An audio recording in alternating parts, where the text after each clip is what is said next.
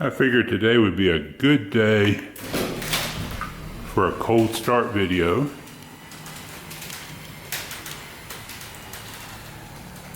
Since it's really cold outside.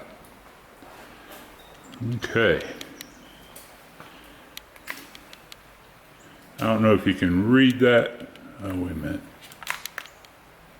What the hell am I doing? There we go. It is 43.6 degrees. The engine, as well as ambient.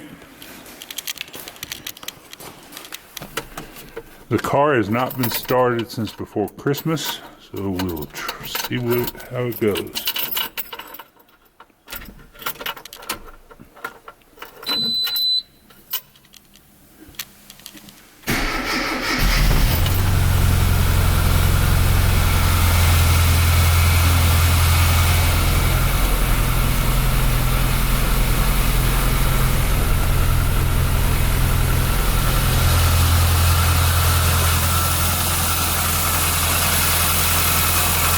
Even on this chilly winter day, starts great.